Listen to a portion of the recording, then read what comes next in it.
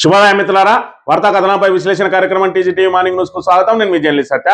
ముందుగా రాష్ట్రంలోని ప్రధాన వార్తలను కనుక గమనించినట్టయితే అసెంబ్లీ సమావేశాలు నేటితోటి ప్రారంభం కాబోతా ఉన్నాయి. బడ్జెట్ సమావేశాల సందర్భంగా మరి ఇక్కడ విపక్షాల నుంచి ఎదురయ్యే ఒత్తిడిని తట్టుకునే కార్యక్రమంలో భాగంగా రైతు భరోసా మీద మరో ప్రకటన చేసింది. ఈరోజు నిన్నటి రోజున కాంగ్రెస్ ప్రభుత్వం 1 ఎకరానికి అంటే 3 విడతలుగా ఇస్తారట. ముందుగా ఒక్కో ఎకరానికి ప్రతి రైతుకు 70 లక్షల మంది రైతులకు ముందుగా 1 ఎకరానికి ఇస్తామని చెప్పి మరి మిగతా ఆ 2 విడతలు 3 వారాల తర్వాత 1 విడత, ఏప్రిల్ చివరి వారంలో 1 విడత అని చెప్పి రైతుకు ఏదైతే నాట్లప్పుడు పెట్టుబడి సాయం అందించాల్సింది కనీసం కోతలప్పుడు కూడా అందని దుస్థితి ఏర్పడ్డది. ఇలా తెలంగాణ రాష్ట్రంలో ఆ రోజున మరి ఇక్కడ కేసీఆర్ టెన్షన్గా రైతు బంధు వేసేవాడు ఏదైతే పెట్టుబడి సాయం అందే కార్యక్రమంలో భాగంగా ఈరోజు డిసెంబర్లో వేయాల్సినటువంటి రైతు బంధు ఇవాళ రేపు అని చెప్పి మున్సిపల్ ఎన్నికలను దాటించుకొని వచ్చి ఇవాళ అసెంబ్లీ సమావేశాల నుంచి విపక్షాల దాడిని తట్టుకునే కార్యక్రమంలో భాగంగా 1 ఎకరాకి వేస్తామని చెప్పి మరి ఇక్కడ ప్రకటించడం జరిగింది. మరి ఆ 2 విడతలు వేస్తారా లేదా అని అంటే అది భగవంతుడికే తెలియాలి. ఇప్పటికే 7,500 ప్రతి విడత ఇస్తా అని చెప్పి 6,000 కుదించి 6,000 కూడా మరి ఇక్కడ సక్రమంగా అమలు చేయడం లేదు ఈ కాంగ్రెస్ ప్రభుత్వం అనే విషయాన్ని మనం ఇక్కడ గమనించాలి. గ్యాస్ కష్టాలు, తీవ్రమైన యుద్ధం మరి ఇక్కడ ఇంకా విపరీతంగా ఏదైతే యుద్ధం తీవ్రతరం చోటు చేసుకున్న కొద్దీ గ్యాస్ కొరత మరి ఇక్కడ వేధిస్తూ ఉన్నది. ఇప్పటి వరకు మరి ఇక్కడ గృహావసరాలకు ఎంతో కొంత ఇబ్బంది లేకుండా ఉన్నప్పటికీ ఖచ్చితంగా వాణిజ్య గ్యాస్ మాత్రం ఎవరికి అందుబాటులో లేకుండా పోయింది. దాంతో గ్రామీణ ప్రాంతాల్లో హోటళ్లను సైతం మూసేయాల్సిన దుస్థితి, లేదంటే ప్రత్యామ్నాయంగా ఎలక్ట్రిక్ స్టవ్ల వైపు వెళ్తా ఉన్నారు. ఇప్పటికే ఎలక్ట్రిక్ అమెజాన్, అదేవిధంగా ఫ్లిప్కార్ట్ లాంటి మరి ఈ కామర్స్ లో ఏదైతే ఎలక్ట్రిక్ స్టవ్ల కోసం వెతికితే అన్ని కూడా అవుట్ ఆఫ్ స్టాక్ ఉన్నాయి అని అంటే ఏ మేరకు అమ్మకాలు జరిగినాయో ఒక్కసారి ఆలోచన చేయొచ్చు. అంటే యుద్ధ బీభత్సం మరి ఇక్కడ పశ్చిమాసియాలో ముఖ్యంగా భారత్ మీద ఎలాంటి ఎఫెక్ట్ చూపిస్తా ఉన్నది మరి దీంతో తేటతెల్లమవుతున్న పరిస్థితిని మనం ఇక్కడ చూడవచ్చు. ఇక వార్తా కథనాలను కనుక పరిశీలించినట్టయితే ముందుగా నమస్తే తెలంగాణలో సేవ్ తెలంగాణతో అసెంబ్లీకి సభలో పోరుకు గులాబీ దళం సన్నద్ధం. శాసనసభ మండలిలో సర్కార్ తీరును ఎండగట్టేందుకు బీఆర్ఎస్ కసరత్తు. సాధ్యమైనంత వేగంగా సమావేశాలు ముగించాలనే ఆలోచనలతో ప్రభుత్వం. గోదావరి జలాలు, మూసి, సింగరేణిపై చర్చకు పట్టుబట్టనున్న ప్రతిపక్షం. రైతు భరోసా, మహిళలకు 2,500 పింఛన్లపై నిలదీసేందుకు సమాయత్తం. 20న రాష్ట్ర బడ్జెట్ ప్రవేశపెట్టనున్న బట్టి విక్రమార్క. 30 లోపు ద్రవ్య వినిమయ బిల్లు పాస్. ఈసారి డిప్యూటీ స్పీకర్ ఎన్నిక డౌటే. ఈసారి కూడా మరి ఇక్కడ ఎన్నిక డౌట్ అయినట్టు నేటి నుండి అసెంబ్లీ సమావేశాలు, ఉభయ సభలను ఉద్దేశించి ప్రసంగించిన గవర్నర్. అంటే రాష్ట్ర శాసనసభకు తొలిసారిగా శివప్రతాప్ శుక్లా ఏదైతే మొన్ననే గవర్నర్ గా పదవి బాధ్యతలు స్వీకరించిండో ఆయన మొదటిసారిగా ఈ శాసనసభకు రాబోతా ఉన్నాడు. మరోవైపు చూసుకున్నట్టయితే మరి ఇక్కడ అసెంబ్లీలో సేవ్ తెలంగాణ పేరుతోటి అసెంబ్లీకి మరి వస్తా ఉన్నది బీఆర్ఎస్. ఏదైతే అస్త్రశస్త్రాలు అన్నింటినీ కూడా సిద్ధం చేసుకున్నది. ఒకవైపు వెలుగుమట్ల బాధితుల ఇళ్ళన్నిటి కూడా నీలమట్టం చేయడం, మరోవైపు మూసి ప్రక్షాళన పేరుతోటి ఇవాళ మూసి పరివాహక ప్రాంతాన్ని అంతా కూడా వాళ్ళందరినీ నిరాశ్రయులను చేసి వాళ్ళని మెడబట్టి గెంటేసే ప్రయత్నం ఏదైతే చేస్తా ఉన్నదో, గాంధీ విగ్రహం కోసం ఇవాళ 3,800 ఎకరాలు అంటే 3,000కు పైగా ఎకరాలను మరి మొదటి ఫేజ్లోనే తీసుకుంటే మొత్తంగా మరి ఇక్కడ 5 విడతల్లో కలిపి 10-15 వేల ఎకరాలు మరి ఇక్కడ సేకరించి మొత్తానికి మరి ఇక్కడ లక్షల కోట్ల విలువైన భూమి మీద కన్నేసింది ప్రభుత్వం. మరోవైపు పేదలను మాత్రం వాళ్ళకు నష్టపరిహారం కూడా చెల్లించకుండా టీడీఆర్లతోటి బాండ్లు ఇచ్చి వాళ్ళను గెంటేసే ప్రయత్నం ఏదైతే చేస్తా ఉన్నదో దాని మీద మరి ఇక్కడ పెద్ద ఎత్తున ఆందోళన చేయడానికి ప్రయత్నం చేస్తా ఉన్నది.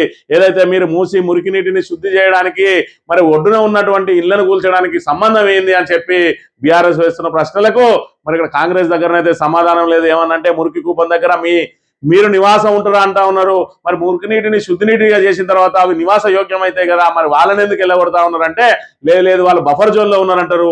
మరి బఫర్ జోన్ లో ఉండి మరి వాటిని కూల్చేస్తే రేపు మీరు మళ్ళీ అక్కడ బఫర్ జోన్ లో కట్టడాలు కట్టరా అంటే అది పేదలకు మాత్రమే బఫర్ జోను. మరి ఇక్కడ ప్రభుత్వం వాణిజ్య భవనాలు కడుతుంది, దానికి బఫర్ జోన్ వర్తించది అన్నట్టుగా ఉన్నది. మరి ఇక్కడ వీళ్ళ వ్యవహార శైలి చూసుకున్నట్టయితే ఈ రకంగా ఉన్నది. మరోవైపు చూసుకున్నట్టయితే రైతు భరోసా గురించి ఇప్పటికే పెద్ద ఎత్తున బీఆర్ఎస్ పోరాటం చేస్తుంది. దాంతో రైతు భరోసాతోటి మరి ఇక్కడ వాళ్ళ ఎదురు దాడిని తట్టుకోలేమని చెప్పి ఇక్కడ రైతు భరోసాను మరి ప్రకటించింది. ఏదైతే 3 విడతలకు ఇస్తా అని కేసీఆర్ నాడు ఒకే విడతలో ఇచ్చేది రైతులకు. ఒకవైపు మరి 1 ఎకరా ఉంటే ఆ 1 ఎకరా కలిగిన రైతులకు మాత్రమే ఇచ్చేది, తర్వాత 4 ఎకరాల వరకు ఉన్న రైతులని, తర్వాత మిగతా అందరు రైతులకు అని చెప్పి వేసేది. కానీ ఇవాళ 70 లక్షల మందికి ఒక్కొక్క ఎకరానికి, అంటే 10 ఎకరాలు ఉన్న వాళ్ళకైనా, 4 ఎకరాలు ఉన్న వాళ్ళకైనా, ఎకరం ఉన్న వాళ్ళకైనా మరి 1 ఎకరానికే వేస్తాడట. రెండో విడత మూడో విడత వస్తుందా అంటే అది గాలిలో దీపం పెట్టి దేవుడా అని దండం పెట్టుకున్నట్టే ఉంటుంది తప్ప కాంగ్రెస్ మీద నమ్మకంతో వస్తుందనే ఆశతోటి మరి ఇక్కడ పెట్టుబడి సాయం అందుతుందని మాత్రం ఎవరు కూడా ఊహించడం లేదు. ఎందుకంటే పెట్టుబడి సాయం కాదు, ఇప్పటికి ఒకవైపు కోతలకు వస్తా ఉన్నాయి, అయినా ఇంకా రైతు భరోసా ఇవ్వకుండా రైతులను వేధించుక తింటా ఉన్నది. ఇప్పటికే యూరియా కష్టాలతోటి రోడ్డున ఉన్న రైతు ఇవాళ కనీసం పెట్టుబడి సాయం కూడా అందించకుండా మరోవైపు చూసుకున్నట్టయితే ఆల్రెడీ పుట్టకొచ్చిన పంటలు ఎండిపోయి పశువులను మేతగా వేస్తున్న దుస్థితి కూడా ఈరోజు నెలకొన్నది. ఆ రకంగా ఉన్నది ఇలా రైతుల పరిస్థితి అనే విషయాన్ని మనం ఇక్కడ గమనించాలి. ఇక ఈసారి కూడా డిప్యూటీ స్పీకర్ ఎన్నిక 2.5 సంవత్సరాలు అవుతుంది, ఇప్పటి వరకు శాసనసభకు డిప్యూటీ స్పీకర్ లేడు, ఇంకా 3 మంత్రి పదవులు నింపింది లేదు. మరి ఈ రకంగా ఉన్నది వీళ్ళ పరిపాలన. అంటే మరి మంత్రివర్గాన్ని కూడా విస్తరించుకోలేనంత దుస్థితిలో ఉన్నది. కనీసం అసెంబ్లీకి డిప్యూటీ స్పీకర్ను నియమించుకోలేని అసమర్థ మరి ఇక్కడ కాంగ్రెస్ ప్రభుత్వం ఇవాళ గద్దెనెక్కి తెలంగాణ నేలుతా ఉన్న పరిస్థితిని మనం ఇక్కడ చూడాలి. ఇక యాసంగి సీజన్ ముగింపుకు వచ్చిన రైతు భరోసా వేయకుండా కాలయాపన చేస్తున్న కాంగ్రెస్ ప్రభుత్వ తీరుపై ఆగ్రహం వ్యక్తం చేస్తూ ఆదిలాబాద్ జిల్లా ఇచ్చోడ మండలం ముక్రాకే గ్రామస్తులు వాళ్ళు పండించిన గోధుమల మీద, ఆ బస్తాల మీద, మొఖాల మీద కూర్చొని నిరసన వ్యక్తం చేస్తా ఉన్నారు. ఇంకెప్పుడు ఇస్తారు రైతు భరోసా? ఒకవైపు మరి ఇక్కడ ఏదైతే కోతకొచ్చింది ఇంకా కూడా రైతు భరోసా ఇవ్వకుండా ఎందుకు వేధిస్తా ఉన్నారని మరి ఇక్కడ బీఆర్ఎస్ చేసిన పోరాటంతో అసెంబ్లీలో ఖచ్చితంగా మరి ఇక్కడ వాళ్ళు బీఆర్ఎస్ చేసే దాడిని తట్టుకునే కార్యక్రమంలో భాగంగా మళ్ళీ ఏదైతే ప్రజలకు మసిబూసి మారేడుకాయ చేయడానికి 1 ఎకరానికి భరోసా ఇస్తాం, 1 ఎకరానికి ఇస్తాడట. మరి మిగతా వాళ్ళకి ఎప్పుడు ఇస్తావా అంటే 3 వారాల తర్వాత ఇస్తాడట. మరి 3 వారాల తర్వాత మూడో విడతలకు ఎప్పుడు ఇస్తావా అంటే అది మళ్ళా ఏప్రిల్ చివరి వారంలోనట. అంటే ఇవాళ 1 ఎకరం ఇచ్చి అసెంబ్లీ సమావేశాల నుంచి గట్టెక్కడానికి ప్రయత్నం చేస్తా ఉన్నది ఈ కాంగ్రెస్ ప్రభుత్వం. 1 ఎకరానికే భరోసా, 22న తొలి విడత పంపిణీ, మిగతా ఎకరాలకు ఎప్పుడో తెలియదు. 3 వాయిదాలుగా రైతు భరోసా. కొత్త విధానం తెచ్చిన కాంగ్రెస్ 20 రోజుల అనంతరమే రెండో విడత పెంట పెట్టుబడి సాయం ఏప్రిల్ నెలాఖరుకు పూర్తి చేస్తామంటున్న ప్రభుత్వం కొత్త డెడ్ లైన్. రైతుల ఆగ్రహం, బీఆర్ఎస్ నిలదీతతో తప్పనిసరి పరిస్థితిలో నిర్ణయం. అసెంబ్లీ సమావేశాల నేపథ్యంలో చర్చను డైవర్ట్ చేసే ప్రయత్నం. యాసంగి రైతు భరోసా డిసెంబర్ నుంచి పలుమార్లు వాయిదా. ఎన్ని ఎకరాలకు ఎప్పుడు ఖాతాలో వేస్తారో కూడా కొరవని స్పష్టత అని. ఎకరానికి 7,500 ఇస్తానంటూ ఎన్నికల్లో హామీ ఇచ్చిన కాంగ్రెస్ ఇంతవరకు ఆ హామీని అమలు చేయకపోగా ఇస్తున్న ఆ 6,000ను సకాలంలో పంపిణీ చేయలేక అపసోపాలు పడుతున్నది. నాట్లప్పుడు అందించాల్సిన పెట్టుబడి కోతల కాలానికి ఇవ్వలేకపోతున్నది. సర్కార్ కాలయాపన పథకం అమలుపైనే అనుమానాలు పెంచాయి. యాసంగి రైతు భరోసా పంపిణీ చేసేందుకు ఎట్టకేలకు మరొక తేదీని ప్రకటించింది రేవంత్ ప్రభుత్వం. అది కూడా ఈ నెల 22 నుంచి రైతుల ఖాతాల్లో ఎకరాకు మాత్రమే జమ చేస్తా ఉన్నది. నీకు 4 ఎకరాలు ఉండని, 10 ఎకరాలు ఉండని 1 ఎకరాకు మాత్రమే ఇస్తారట. ఎందుకు అనంటే అసెంబ్లీ సమావేశాల్లో మరి ఏదైతే కాంగ్రెస్ మీద, కాంగ్రెస్ ప్రభుత్వం మీద ప్రతిపక్షం బీఆర్ఎస్ చేసే దాడిని ఎదుర్కొనే సత్తా లేక మరి 1 ఎకరం ఇచ్చి చేతులు దులుపుకునే ప్రయత్నం చేస్తా ఉన్నది. చర్చను డైవర్ట్ చేయడానికి రైతు భరోసా మీద చర్చ పెడదామనంటే మరి ఆ చర్చకు వీలు లేకుండా ఆల్రెడీ రైతు భరోసా తేదీలు ప్రకటించినాం, ఇంకా దాని మీద చర్చ అనవసరం అని చెప్పి తప్పించుకునే కార్యక్రమంలో భాగంగా ఇవాళ 1 ఎకరాకి ఇస్తా ఉన్నది. అసెంబ్లీ సమావేశాలు ముగిసిన తర్వాత ఆ ఎకరా వేసుకుని చేతులు దులుపుకుంటే తప్ప మిగతా ఇస్తుంది అని చెప్పి ఏ రైతు కూడా నమ్మకంగా లేడు. ఎందుకంటే మరి గతంలో 2 విడతలు ఎగ్గొట్టింది, ఈ విడత కూడా ఎగ్గొడుతుంది అనగా అసెంబ్లీ సమావేశాలు వచ్చినాయి కాబట్టి మరి ఇక్కడ ప్రతిపక్షాల దాడిని తట్టుకునేదానికి ఎకరాకి ఇస్తా ఉన్నారు. మళ్ళీ ఏప్రిల్ అయిపోయిందంటే మే జూన్లో, ఆల్రెడీ జూన్లో మళ్ళీ రైతు భరోసా ఇవ్వాల్సి వస్తుంది కాబట్టి ఆ ఏప్రిల్ వరకు ఇస్తా అని దాటించుకుంటూ వచ్చి ఏప్రిల్ మేను కనుక దాటించినట్టయితే జూన్లో మళ్ళీ ఖరీఫ్ పంటకు వేయాలి. ఎంపీటీసీ ఎలక్షన్లు కూడా వచ్చే అవకాశం ఉంటాయి కాబట్టి ఎంపీటీసీ ఎలక్షన్ల వేళ రైతు భరోసా అప్పుడు ఇవ్వడానికి ప్రయత్నం చేస్తుంది. ఎందుకంటే కేసీఆర్ నాట్లప్పుడు ఇస్తే వీళ్ళు ఓట్లప్పుడు మాత్రమే ఇస్తారు కాబట్టి మళ్ళీ ఇప్పుడేం ఓట్లేవు. కేవలం అసెంబ్లీ సమావేశాలను తట్టుకోవాలంటే 1 విడత ఇచ్చి లేదా ఒక్కొక్క ఎకరానికి ఇచ్చి చేతులు దులుపుకునే కార్యక్రమం చేయబోతా ఉన్నది రేవంత్ రెడ్డి సర్కార్. ఇక గ్యాస్ గోస. బ్లాక్ లో వాణిజ్య సిలిండర్ 5,000, డొమెస్టిక్ 3,500. ఏజెన్సీల వద్ద చాంతాడంత క్యూలు. దేశమంతా ఒకే దృశ్యం. 8 గంటల లైన్లో నిల్చున్న ఎల్పీజీ సిలిండర్ దొరకని దుస్థితి. ఫార్మా పైన ఎఫెక్ట్. ఆగిపోనున్న మందులు, సిరంజీల ఉత్పత్తి. దేశంలో గ్యాస్ సంక్షోభం మరింత తీవ్రమవుతున్నది. ఎటు చూసినా సిలిండర్ కోసం తరలాటే కనిపిస్తున్నది. సంక్షోభం అదనుగా బ్లాక్ మార్కెట్ సామాన్యుడిపై పంజా విసురుతున్నది. గ్యాస్ సిలిండర్ ధరను 3 నుంచి 5 రెట్లు పెంచేసినాయి ఇప్పటికే హోటళ్లు హాస్టళ్లు మూతపడుతుండగా తాజాగా పారిశ్రామిక రంగం పైన గ్యాస్ క్రైసిస్ ప్రభావం పడతా ఉన్నది. యుద్ధం ఇప్పట్లో ఆగేట్టు లేదు. ఒకవైపు ఇరాన్, మరి ఇక్కడ ఇజ్రాయెల్ అమెరికాకు తలొగ్గడం లేదు. ఇక్కడ జలసంధులన్నిటి కూడా మూసివేస్తా ఉన్నది. హార్మూజ్ జలసంధి ఆల్రెడీ మూతపడ్డది. మరో జలసంధి మీద కూడా మరి ఇక్కడ ఏదైతే ఇరాన్ దృష్టి పెట్టిందట, అదే కనుక నిజమైందంటే ప్రపంచం అంతా కూడా మరి ఆహార కొరతతో ఇబ్బందులు పడే పరిస్థితి ఉంటుంది. కాబట్టి మరి ఏది ఏమైనా ఈ గ్యాస్ కొరత గాలిలో పడాలంటే ఖచ్చితంగా యుద్ధం ముగిసే వరకు ఈ గ్యాస్ కొరత తీరే అవకాశం లేదు. మరి యుద్ధం ఇంకా 3 వారాలు కొనసాగుతుందని ఇజ్రాయెల్ ప్రకటించిన నేపథ్యంలో గ్యాస్ కొరత మరింత తీవ్రమయ్యే అవకాశం ఉన్నది. ఇప్పటికే హాస్టళ్లు మూతపడతా ఉన్నాయి, హోటళ్లు మూతపడతా ఉన్నాయి. మరి ఇక్కడ ప్రత్యామ్నాయంగా ఏదైతే ఆ ఎలక్ట్రిక్ గ్యాస్ స్టవ్లు కొనుగోలు చేయాలంటే ఆ ఎలక్ట్రిక్ స్టవ్లు ఇప్పుడు అందుబాటులో లేని పరిస్థితి. ఎవరైనా ఈ కామర్స్లకు పోయి మరి ఇక్కడ ఫ్లిప్కార్ట్ కానీ అమెజాన్ లాంటి వాటిల్లో వెతికితే అసలు స్టాకే అవైలబుల్ లేదు అని అంటే ఎంత పెద్ద ఎత్తున మరి ముందస్తుగా ఇప్పటికే గ్యాస్ సిలిండర్ ఉన్న వాళ్ళు కూడా 2-3 స్టాక్ చేసుకుంటా ఉన్నారు. ఇప్పట్లో గ్యాస్ కొరత తీరే అవకాశం లేదని, అదేవిధంగా ఎలక్ట్రిక్ స్టవ్లు కూడా టకా కొనిపెట్టుకున్న పరిస్థితిని ఇవాళ మనం ఇక్కడ చూడవచ్చు. ఇక బెనిఫిట్స్ రాగా రిటైర్డ్ జేఎల్ మృతి, ఊపిరితిత్తుల మార్పిడికి 1,20,00,000 ఖర్చు, బకాయిల కోసం సర్కారుకు పలుమారు విజ్ఞప్తి అయినా స్పందించిన కాంగ్రెస్ ప్రభుత్వం. బెనిఫిట్స్ పై బెంగతో కన్నుమూత. ఉద్యోగ విరమణ అయినా చేతికందని బెనిఫిట్స్ ఎప్పుడు చెల్లిస్తుందో చెప్పలేని ప్రభుత్వం నెలల తరబడి ఎదురుచూపులోనే ప్రాణాలు పోతున్నాయి. బకాయిలను చెల్లించిన సర్కార్ కారణంగా మరో రిటైర్డ్ ఉద్యోగి కన్నుమూశారు. అనారోగ్యం కబలిస్తున్న ప్రభుత్వం నుంచి కదలిక లేకపోవడంతో ఖమ్మం జిల్లాకు చెందిన రిటైర్డ్ జూనియర్ లెక్చరర్ శ్రీధర్ మృతి చెందారు. మనం ఇక్కడ చూస్తా ఉన్నాం. మరి ఇక్కడ రిటైర్డ్ ఏదైతే ప్రభుత్వ ఉద్యోగుల ఆక్రందనలు చూస్తా ఉన్నాం. వాళ్ళ అనారోగ్యానికి గురైన వాళ్ళు తమ సొంత డబ్బులతోటి మేము చికిత్స చేయించుకుంటామన్నా కూడా వాళ్ళ బెనిఫిట్స్ రాక, వాళ్ళకి ఏదైతే బాండ్స్ ఇచ్చిండ్రు 5 ఏళ్ళు 7 ఏళ్ల చెల్లుబడితోటి బాండ్ ఇవ్వడంతో వాళ్ళకు డబ్బులు రాక నరకయాతన పడతా ఉన్నారు. ఆఖరికి తమ సొంత డబ్బులతోటి చికిత్స చేయించుకుందామని ఎవరైనా అనారోగ్యం పాలైన వాళ్ళు ప్రయత్నం చేస్తే వాళ్ళ డబ్బులు అందక వీళ్ళు అప్పులు తేలేక ప్రాణాలను ఫనంగా పెడతా ఉన్న పరిస్థితి. ఈ రకంగా ప్రాణాలను హరించి వేస్తా ఉన్నది కాంగ్రెస్ ప్రభుత్వం. రిటైర్డ్ ఉద్యోగుల ప్రాణాలను మరి ఇక్కడ హరించి వేస్తా ఉన్నది. ధరల మోత, సబ్సిడీ మేత, వ్యవసాయ యాంత్రీకరణ పథకంలో అక్రమాలు, బహిరంగ మార్కెట్ తో పోలిస్తే సబ్సిడీ పథకంలోనే అధిక ధరలకు సాగు పరికరాలు, రైతుకు దక్కని సబ్సిడీ, అధికారులకు కాసులు, కంపెనీల ప్రతినిధులతో కుమ్మక్కై అవినీతి, కమిషన్లు దండుకుంటున్న యంత్రాంగం అట.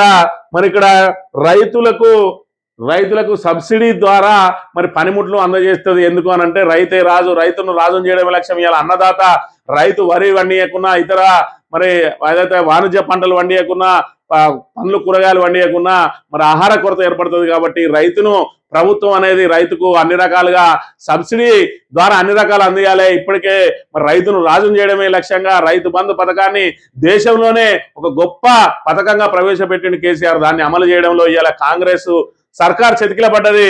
మరి అదేవిధంగా ఇవాళ చూసుకున్నట్టయితే రైతుకు సంబంధించిన పరికరాలు ఏవైతే ఉన్నాయో పనిముట్లు వాటి కూడా సబ్సిడీ ద్వారా ఇచ్చేటి బయట కొనుక్కుంటేనే తక్కువ ఉన్నాయట. ఈ రొటోవేటర్ కానీ, అదేవిధంగా స్ట్రావేలర్ కానీ, బ్యారటీ స్ప్రేయర్లు, మరో రకం స్ప్రేయర్లు అవన్నీ కూడా బయట చూసుకున్నట్టయితే మరి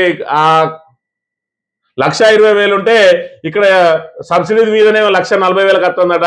అదేవిధంగా 3,20,000 స్ట్రాబేలర్ ఉంటే 3,60,000 సబ్సిడీ తర్వాత. అంటే సబ్సిడీ ఏదైతే ఒక ₹1,00,000 తీసుకుంటే కనీసము ఆ 30% 40% సబ్సిడీ వస్తుందని చెప్పి ఆ రైతులు మరి ఇక్కడ ప్రభుత్వ పథకాలను ద్వారా ఏదైతే సబ్సిడీ ఇస్తారో దాన్ని తీసుకునే ప్రయత్నం చేస్తారు. ఇవాళ ఆ ప్రభుత్వం ఇచ్చే సబ్సిడీ ఏదైతే ఉన్నదో అది అధికారుల జేబులలో పోతుందట. ఏదైతే ఆ మ్యానుఫ్యాక్చరర్స్ ఉంటారో ఆ మ్యానుఫ్యాక్చరర్స్ అదేవిధంగా అధికారులు కుమ్మకై బయట మార్కెట్ రేట్ కంటే అధిక ధరకు సబ్సిడీ పేరుతోటి సబ్సిడీ అంతా మింగి రైతుల కంట కడతా ఉన్నా కూడా కాంగ్రెస్ వేడుక చూస్తా ఉన్నది. మరి దీని ద్వారా ఏ మంత్రి జేబులు నిండుతానో మనకు తెలవాల్సి ఉన్నది. ఇక 5 రాష్ట్రాల ఎన్నికలకు మోగిన నగారా. కేరళ, అస్సాం, పుదుచ్చేరికి ఏప్రిల్ 9న, తమిళనాడు 23న ఒకే దశలో పోలింగ్. బెంగాల్లో 2 విడతల్లో అసెంబ్లీ ఎన్నికలు. మే 4న అన్ని రాష్ట్రాల ఫలితాల ప్రకటన. కేంద్ర ఎన్నికల సంఘం షెడ్యూల్ విడుదలనట. మరి 5 రాష్ట్రాలకు ఆల్రెడీ ఎన్నికల నగారా మోగింది. మరి ఇక్కడ చూసుకున్నట్టయితే కేరళ, తమిళనాడు, అస్సాం, పుదుచ్చేరి, వెస్ట్ బెంగాల్లో ఏప్రిల్ 23, 29 2 విడతలలో, తమిళనాడులో ఏప్రిల్ 23 ఒకటే విడతలో, అదేవిధంగా అస్సాంలో, కేరళలో, పుదుచ్చేరిలో ఏప్రిల్ 9న మరి ఇక్కడ ఎన్నికలు జరగబోతా ఉన్నాయి. అదేవిధంగా మే 4న అన్ని రాష్ట్రాల ఫలితాలను ఉమ్మడిగా ప్రకటిస్తారు. లెక్కింపు అంతా కూడా ఒకటే రోజు చేయబోతా ఉంటారు. ఇక ఎన్నికల సమరం మొదలైంది. మరి ఇక్కడ కేరళను సాధాల్సిన బాధ్యత తెలంగాణ మీదనే ఉన్నది కాబట్టి మరి 1000 కోట్ల రుసుము ముట్టే ఉంటది. మరి ఇప్పటికీ ఇక వీళ్ళంతా కూడా ఇక తెలంగాణకు సంబంధించిన ప్రభుత్వం మన ప్రభుత్వ సొమ్ముతోటి కేరళలో ప్రకటనల పేరుతోటి అదే విధంగా వాళ్ళకు పంపకాల పేరుతోటి తెలంగాణ సొమ్మంతా కేరళకు తరలబోతా ఉన్నదనే విషయాన్ని మనం ఇక్కడ చూడవచ్చు. ఆర్టీసీలో డ్రైవర్ శ్రామిక నియామకాల బ్రేకట. ఎలక్ట్రిక్ బస్సుల రాకతో తాత్కాలికంగా రద్దు. 6 నెలలుగా ఎదురు చూస్తున్న దరఖాస్తుదారులు నేటికి ఉలుకు పలుకు లేని రిక్రూట్మెంట్ బోర్డు తీవ్ర ఆందోళనలో 55,000 మంది అభ్యర్థులు. తెలంగాణలో ఆర్టీసీ కొత్తగా చేపట్టే ఉద్యోగ నియామకాలు పూర్తిగా ఆగిపోయినట్టు తెలుస్తున్నది. ఇప్పటికే చేపట్టిన డ్రైవర్ శ్రామిక పోస్టుల నియామకాలను తాత్కాలికంగా రద్దు చేయాలని చెప్పి అధికారులు యోచిస్తున్నట్టు సమాచారం. ఆర్టీసీలో కొత్తగా 3038 నియామకాలు చేపడతామని చెప్పిన కాంగ్రెస్ సర్కార్ ఇప్పటి వరకు కనీసం ఒక్క ఉద్యోగం కూడా చేయలేదు. అది కేవలం మాటలదే. మరి ఇక్కడ నిరుద్యోగులకు మొదటి సంవత్సరంలోనే 2 లక్షల ఉద్యోగాలు ఇస్తామని చెప్పి నమ్మబలికి కేసీఆర్ ఇచ్చిన 60,000 ఉద్యోగాలకు తోడు 10-15 వేలు ఇచ్చి చేతులు దులుపుకున్నది ఇవాళ కాంగ్రెస్ ప్రభుత్వం. ఇవాళ ఆర్టీసీని ప్రభుత్వంలో విలీనం చేస్తామని చెప్పి నాడే ప్రకటించిండు కేసీఆర్. మరి ఇక్కడ మేము దానికి చట్టబద్ధత కల్పిస్తాం, మేము రాగానే వెంటనే చేస్తామని 2.5 సంవత్సరాల నుంచి ఆర్టీసీని ప్రభుత్వంలో విలీనం చేయకుండా ఆర్టీసీని ప్రైవేట్ పరం చేయడానికి ఏదైతే ప్రభుత్వం ప్రయత్నం చేస్తా ఉన్నది. ఇప్పటికే మహాలక్ష్మి పథకంతో మరి ఆ 0 టికెట్ల డబ్బులు ఇటు ఆర్టీసీకి చెల్లించక ఆర్టీసీ కుదేలైతున్న వేళ ఎలక్ట్రిక్ బస్సులను తీసుకొని వచ్చి ప్రైవేట్ ద్వారా మరి ప్రైవేట్ డ్రైవర్లు ప్రైవేట్ సంస్థలే నిర్వహించే విధంగా ఇవాళ ఆర్టీసీని నిర్వీర్యం చేస్తా ఉన్నది. మరోవైపు వాళ్ళు మరి తమ హక్కుల సాధన కోసం నిరవధిక సమ్మెకు దిగడానికి కూడా ప్రయత్నం చేస్తా ఉన్నారు. ఇక కేసీఆర్ సంకల్పంతో సాకారం. సిద్దిపేట జిల్లా నర్మెంట్లో ప్రారంభానికి సిద్ధమైన ఆయిల్ ఫామ్ పరిశ్రమ 62 ఎకరాల్లో మలేషియా టెక్నాలజీతో నిర్మాణం. 300 కోట్లు ఖర్చు చేసిన బీఆర్ఎస్ సర్కార్. హరీష్ పర్యవేక్షణలో వేగంగా పూర్తయిన ఫ్యాక్టరీ. రాష్ట్రంలో 2,91,000 ఎకరాల్లో పామాయిల్ సాగు. 22న ప్రారంభించనున్న ముఖ్యమంత్రి రేవంత్ రెడ్డి అదే రోజు 40 కోట్లతో రిఫైనరీ మిల్లుకు శంకుస్థాపన. ఇవాళ చూసుకున్నట్టయితే ఎవరు చూసినా వరి వరి వరి అని పండిస్తా ఉన్నారు. ఆ వరి ఖచ్చితంగా మరి ప్రభుత్వమే కొనుగోలు చేయాలి, మద్దతు ధర ఇచ్చి దాన్ని బహిరంగ మార్కెట్లో అమ్ముకోవడానికి మరి ఇక్కడ వాళ్ళకు ఏదైతే దానికి డిమాండ్ లేదు. మరి అప్పుడే చెప్పిండు కేసీఆర్, మనం వాణిజ్య పంటల వైపు వెళ్ళాలి, ప్రత్యామ్నాయ పంటల వైపు వెళ్ళాలి. మరి అదే విధంగా వరి పండించడానికి ఆ నీటి ఖర్చు కూడా నీళ్లు కూడా అధికంగా అవసరమైతాయి. వాణిజ్య పంటలు పండించడానికి నీటిది కూడా మన వినియోగం తక్కువగా ఉంటది కాబట్టి మరి ఇటు ప్రభుత్వం మీద వేటు పడకుండా ఉంటది. మరి పండించే రైతు కూడా ఏదైతే వరి పండిస్తాడో ఆ వరికి వాణిజ్య పంటలకు ప్రత్యామ్నాయంగా చేసుకున్నామనంటే ఖచ్చితంగా 4 అంతుల లాభం వస్తుందని చెప్పి వాళ్ళందరినీ కూడా ఏదైతే ఇతర పంటల వైపు మళ్లించడానికి ఏదైతే ప్రయత్నం చేసిండో ఆయన మీద పెద్ద ఎత్తున విమర్శలు చేసిండు. ఇవాళ ఆయన ఏదైతే చేసిన మరి ఆ ఫలాలు ఇవాళ అందుతా ఉన్నాయి. ఆయన కళ సాకారమైంది.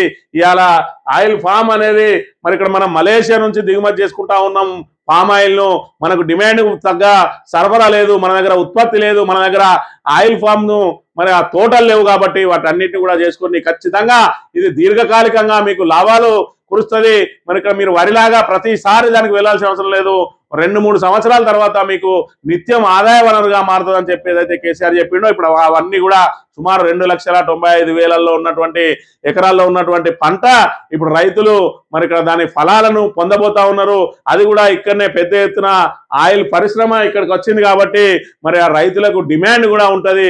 రాబోయే రోజులలో మరి ఇక్కడ కేసీఆర్ ప్రవేశపెట్టినటువంటి ఈ ఆయిల్ ఏదైతే ఫామ్ ఆయిల్ ద్వారా మరి మరింత మంది రైతులు ఇంకా ఆయిల్ ఫామ్ సాకు మరి ఇక్కడ ఆకర్షించబడే అవకాశం ఉంటది. తద్వారా రైతులందరూ కూడా మెరుగైన ఆదాయం పొందే అవకాశం ఉంటది.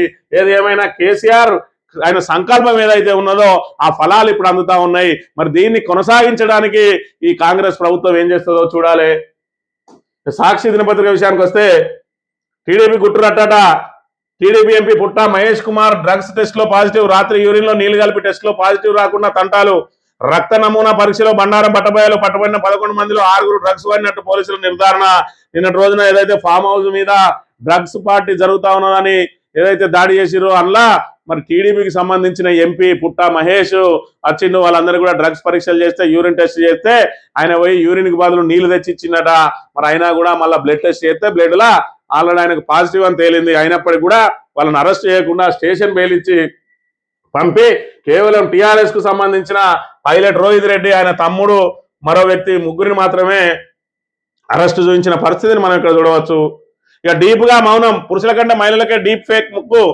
62% సంఘటనలో మౌనంగా బాధితులు ఫిర్యాదుల్లో బెంగళూరు హైదరాబాద్ టాపట డీప్ ఫేక్ ఏదైతే ఉన్నదో మన ఫోటోలతోటి ఏదైతే మహిళల ఫోటోలతోటి అశ్లీలంగా మరి వీడియోలు తయారు చేసి మరి బ్లాక్ మెయిల్ ఏదైతే చేస్తా ఉన్నారో అలా పురుషుల కంటే మహిళలకే ఎక్కువ ముప్పు పొంచి ఉన్నది. హైదరాబాద్ నుంచి బెంగళూరు నుంచి అనేక ఫిర్యాదులు వస్తా ఉన్నాయని చెప్తా ఉన్న పరిస్థితి. మరోవైపు ఖచ్చితంగా మరి ఇక్కడ ఈ డీప్ ఫేక్ ను అడ్డుకోవాలంటే కఠినమైన చట్టాల ద్వారానే సాధ్యమనే విషయాన్ని మనం ఇక్కడ గమనించాలి. ఇక పాతాళంలోకి వేగంగా జనవరితో పోలిస్తే ఫిబ్రవరిలో మీటర్ లోతులోకి రాష్ట్ర సగటు భూగర్భ జలాలు. ఇక రైతుల దుస్థితి ఈ విధంగా ఉన్నది. ఇలా కాంగ్రెస్ ప్రభుత్వ హయాంలో ఇలా కాళేశ్వరాన్ని ఎండబెట్టడం మూలంగా ఇలా ఏదైతే దానికి సంబంధించినటువంటి మరి రిజర్వాయర్లు అన్ని బోసిపోయి ఇవాళ కాకతీయ కాలువలు ఏవైతే ఉన్నాయో మరి ఏదైతే మిషన్ కాకతీయ ఆ కుంటలు ఏవైతే ఉన్నాయో వాటిని ఆ చెరువులన్నిటి కూడా ఇవాళ నింపకపోవడానికి కారణంతో ఇవాళ భూగర్భ జలాలు ఎక్కడెక్కడ అడుగంటిపోతా ఉన్నాయి. ఇవాళ రైతులు మరి ఇక్కడ బోర్ వేసుకుందామన్నా నీళ్లు లేని పరిస్థితుల్లో ట్యాంకర్లతోటి నీళ్లు తెచ్చుకుంటున్న దుస్థితి నెలకొన్నది. గతంలో చూసుకున్నట్టయితే కేసీఆర్ హయాంలో మేలో కూడా మత్తలు దునికేది చెరువుల నుంచి నీళ్లు. ఇవాళ చూసుకున్నట్టయితే మరి ఫిబ్రవరి మార్చిలోనే నీటి కొరత ఏర్పడ్డది అని అంటే దీనికి ప్రధాన కారణం ఏదైతే కాళేశ్వరం మీద కక్షగట్టి ఇవాళ దాన్ని మరమ్మతు చేయకుండా 2.5 సంవత్సరాల నుంచి ఏదైతే వీళ్ళు తాత్సారం చేస్తూ బీఆర్ఎస్ ను బదనాం చేయడానికి మరి దాన్ని కాళేశ్వరాన్ని కూల్చడానికి కూడా సిద్ధమైందో కాంగ్రెస్ ప్రభుత్వం. దాని ద్వారా ఏ విధమైనటువంటి రైతులు ఇబ్బంది పడతా ఉన్నారు, ఏ విధంగా భూగర్భ జలాలు అడగంటిపోయినాయి, ఏ విధంగా కాలువలు చెరువులు ఎండిపోయినాయో మనం ఇక్కడ ప్రధానంగా చూడవచ్చు. ఈ ఐకమత్యమే అభివృద్ధి కిందనమాట తెలంగాణలో గంగా జమున తహజీబ్ వర్ధిల్తోంది. సంక్షేమ పథకాల్లో మైనారిటీలకు సింహభాగం, వారి సమగ్ర అభివృద్ధికి ప్రభుత్వం కట్టుబడి ఉంది. ఏం కట్టుబడి ఉన్నది ఇవాళ చూసుకున్నట్టయితే ఈయన ఏదైతే ఇక్కడ వేయండో 4గురికి మరి రంజాన్ కానుకలను ఇచ్చిండు. గతంలో బీఆర్ఎస్ ప్రభుత్వం అన్ని సర్వమతాలను కూడా సమానంగా చూసి ఇటు దసరా అప్పుడు ఆడబిడ్డలకు చీరలు, రంజాన్కు రంజాన్ తోఫా, అదేవిధంగా క్రిస్మస్ కానుకల పేరుతోటి మరి 3 మతాలకు కూడా పండుగల పూట కొత్త బట్టలు అందించడం జరిగింది. మరి ఇక్కడ కేసీఆర్ ఏదైతే రేవంత్ రెడ్డి రావడంతో మరి ఇక్కడ బతుకమ్మ చీరలను ఇంద్రమ్మ చీరలు చేసిండు. ఇక రంజాన్ తోఫాకు మంగళం పాడిండు. అదే విధంగా క్రిస్మస్ కానుకలకు కూడా మొండి చేయి చూపిన పరిస్థితిని మనం ఇక్కడ చూడవచ్చు. ఆంధ్రజ్యోతి విషయానికి వస్తే రోహిత్ రెడ్డి జైలుకు, పుట్ట మహేష్ ఇంటికి. మొత్తానికైతే తన గురువుకు సంబంధించిన ఏదైతే పార్టీ ఉన్నదో టీడీపీ, ఆ గురువుకు సంబంధించిన పార్టీ ఎంపీనేమో స్టేషన్ బెయిల్ ఇచ్చి ఇంటికి పంపిండు. పైలట్ రోహిత్ రెడ్డి ఆయనే మరి ఇక్కడ ఏదైతే బీఆర్ఎస్ కు సంబంధించిన వ్యక్తి కాబట్టి ఈయనను మాత్రం జైలుకు పంపిండు. డ్రగ్స్ ఎవరు తీసుకున్నా తప్పే మరి అన్నప్పుడు ఆ పార్టీలో పాజిటివ్ వెళ్ళిన అందరినీ కూడా జైలుకు పంపాలి. కానీ పుట్ట మహేష్ కు ఎందుకు ఆ ఎంపీకి వెసులుబాటు దొరికింది అని అంటే తన గురువుకు సంబంధించిన పార్టీ ఎంపీ కాబట్టి రేవంత్ రెడ్డి వెసులుబాటు కల్పించిందని చెప్పక తప్పది. నేటి నుంచి అసెంబ్లీ గవర్నర్ ప్రసంగంతో బడ్జెట్ సమావేశాలు ప్రారంభం. గవర్నర్ సీఎం చేతుల మీదుగా తెలంగాణ తల్లి విగ్రహావిష్కరణ. తెలంగాణ తల్లి కాదు, ఇది కాంగ్రెస్ తల్లి. ఇవాళ మరి ఇక్కడ నువ్వు కేసీఆర్ ఆనవాళ్ళను చెరిపేసే కార్యక్రమంలో భాగంగా తెలంగాణ అస్తిత్వాన్ని దెబ్బతీస్తా ఉన్నావు. ఇవన్నీ కూడా మళ్ళా ప్యాక్ చేసి గాంధీ భవన్ లో విసిరేసుడే తప్ప తెలంగాణ తల్లిగా ఎవరు కూడా యాక్సెప్ట్ చేయరు.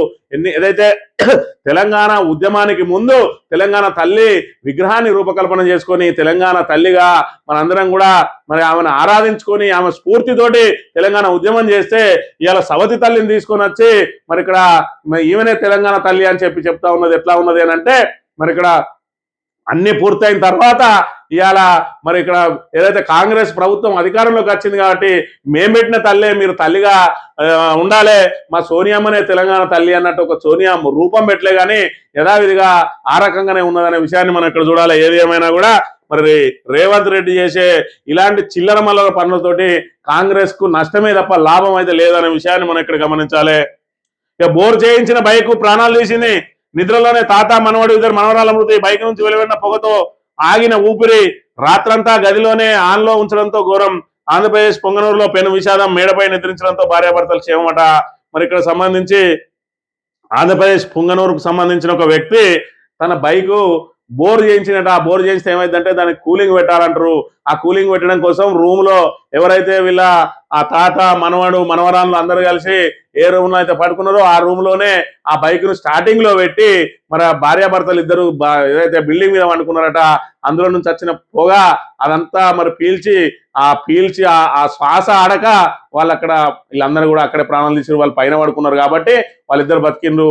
మరి దాని ద్వారా పొగ వస్తుంది అని చెప్పి దాన్ని బయట పెట్టినా కూడా ఈ తీవ్రత ఉండకపోవు రూమ్ లో పెట్టడంతో నలుగురి ప్రాణాలు గాల్లో కలిసిన పరిస్థితిని మనం ఇక్కడ చూడవచ్చు.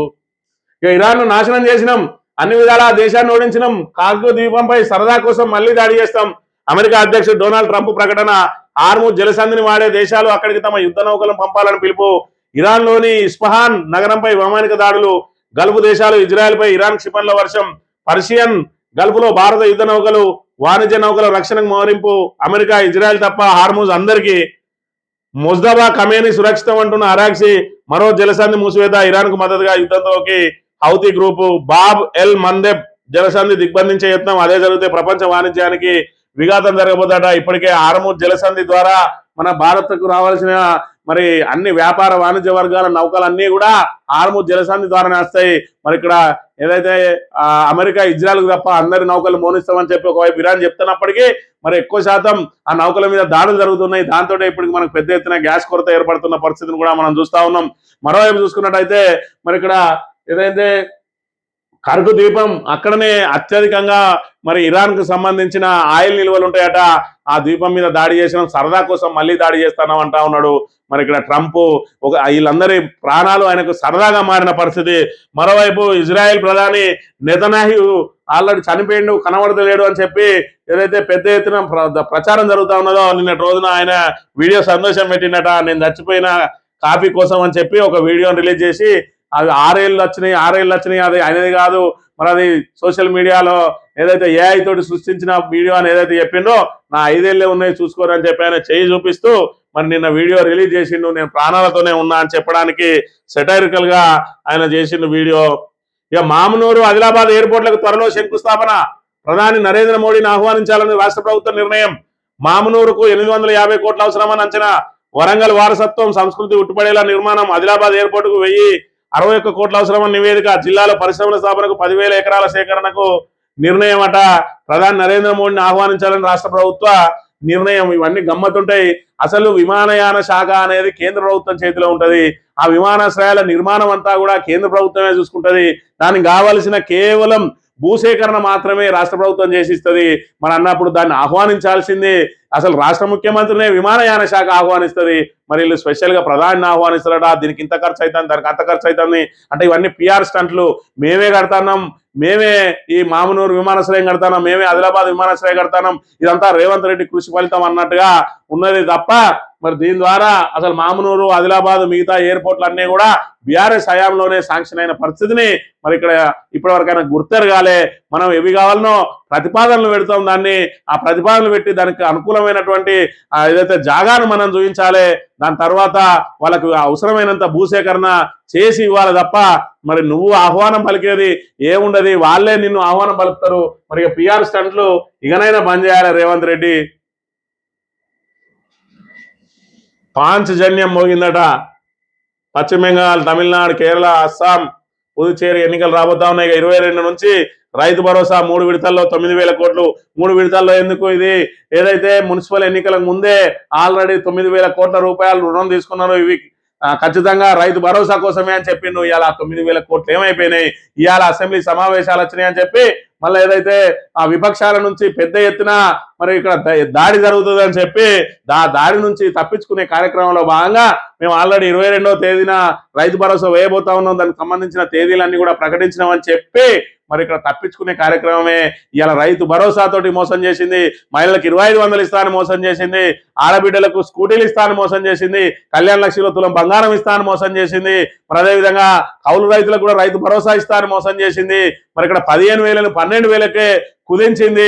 అదేవిధంగా రైతు కూలీలకు కూడా 12,000 ఇస్తానది, ఆటో డ్రైవర్లకు 12,000 ఇస్తానది, విద్యార్థులకు విద్యా భరోసా కార్డు 5 లక్షల రూపాయలు మీరు ఏటీఎం వాడుకున్నట్టే వాడుకోవచ్చు అని చెప్పి నమ్మబలికి మోసం చేసి ఇవాళ గద్దెనెక్కినటువంటి కాంగ్రెస్ ప్రభుత్వం ఇవాళ 100 రోజులలో కాదు 1000 రోజులలో కూడా ఆ 6 గ్యారంటీలను అమలు చేయలేకపోయింది.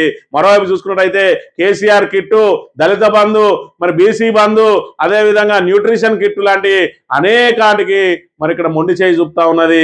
ఇవాళ కేసీఆర్ సంక్షేమ పథకాలు మరి ఇక్కడ ఏదైతే అభివృద్ధి సంక్షేమం సమపాలలో సాగుతూ తెలంగాణను అగ్రగామిగా నిలబెడితే ఇవాళ రేవంత్ రెడ్డి ప్రభుత్వం కేవలం కూల్చివేతలతోటి ఇది మన తెలంగాణ ఆదాయాన్ని అంతా కూడా పూర్తిగా సర్వనాశనం చేసి అధపాతాళానికి దొబ్బి ఇవాళ మూసి ప్రక్షాళన పేరుతోటి 1,00,000 కుటుంబాలను మళ్ళీ రోడ్డున పడేయడానికి ప్రయత్నం చేస్తా ఉన్నాడు.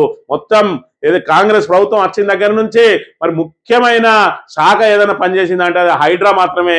దాని ద్వారా ఏం ఉపయోగం అంటే పేదల ఇల్లు కూల్చుడు తప్ప జరిగిన ఉపయోగం ఏమి లేదు. వెలుగుమట్టలో చూసినాం, సుమారు 750 కుటుంబాలను రోడ్డున పడేసి అది బీఆర్ఎస్ పోరాటం చేయడంతో, బాధితులు నిరసనలతోటి బీఆర్ఎస్ పోరాటంతో మళ్ళీ అక్కడే వాళ్లకు ఏదైతే పట్టాలు ఇచ్చి ఇల్లు కట్టిస్తా అంటా ఉన్నది. ఇల్లు కూల్చడం ఎందుకు, కట్టడం ఎందుకు అని అంటే అది ఏదైతే ప్రభుత్వ అస్తవ్యస్త నిర్ణయాలతోటి ఇవాళ ఆ భూములు, విలువైన భూములను కాజేయడానికి మరి ఇక్కడ వీళ్ళు చేసే పన్నాగం. అదేవిధంగా మూసీలో ఇప్పటికే మొదటి విడతలోనే 3,000 ఎకరాలట, ఎకరానికి 100 కోట్లు వేసుకున్నా కూడా 3,000 × 100 3 లక్షల కోట్ల రూపాయలకు మొదటి విడతలో టెండర్ పెట్టింది.